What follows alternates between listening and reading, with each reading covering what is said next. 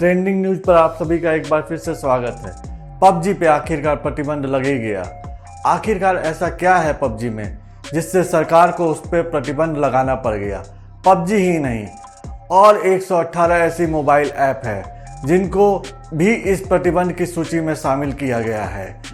सरकार के इस कदम के साथ ही ऐसी चाइनीज कंपनियों की मोबाइल ऐप जिन पर प्रतिबंध लगाया गया है की संख्या 224 पहुंच गई है। इससे पहले भारत ने 2 चरणों में चीनी कंपनियों पर टिकटॉक, शेयरइट, वीचैट समेत 59 ऐप पर पाबंदी लगाई थी। भारत सरकार ने कहा ये सारी ऐप भारत की संप्रभुता, अखंडता, भारत की रक्षा, राज्य की सुरक्षा और सार्वजनिक व्यवस्था के लिए प्रतिकूल है। सरकार के अनुसार सूचना प्रौद्योगिकी IT मंत्रालय को विभिन्न स्रोतों से कई शिकायतें मिली हैं और उन शिकायतों में एंड्रॉयड एवं iOS जैसे प्लेटफॉर्म पर मौजूदा कुछ मोबाइल ऐप के उपभोक्ताओं का डेटा चुराकर देश के बाहर के सर्वरों पर भंडारित किए जाने की रिपोर्ट भी शामिल है। इनमें सबसे बड़ा नाम पबजी मोबाइल का है।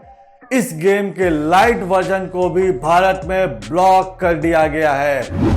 केवल पबजी ही नहीं, लूडो ऑल स्टार और लूडो वर्ल्ड, लूडो सुपरस्टार जैसे ऐप्स भी इस लिस्ट में शामिल हैं। लिस्ट में लूडो ऑल स्टार और लूडो वर्ल्ड, लूडो सुपरस्टार के अलावा चेसरस एंड कैरम फ्रेंड्स भी शामिल हैं।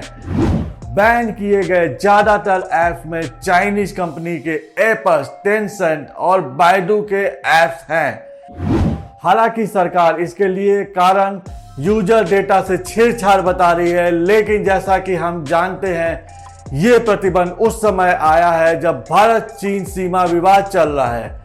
15 जून को गलवान घाटी में खूनी संघर्ष के बाद टिकटॉक सहित 59 चीनी ऐप्स बैन किए गए और 29 और 30 अगस्त को पैंगोंग झील के पास हुए संघर्ष के बाद 118 ऐप्स बैन किए गए।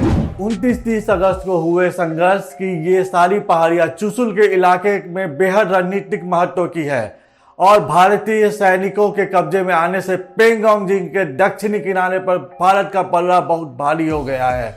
चीन क्यों सीमा विवाद को भड़का रहा है, आइए इसके बारे में कुछ जानते हैं और इसके बारे में कुछ बातें करते हैं। कोरोना महामारी से चीन के प्रति दुनिया का बदला नजरिया जो चीन को रास नहीं आ रहा है। जिस तरह चीन ने जानकारी छिपाई उससे उसकी पूरी दुनिया में भट पिट गई है।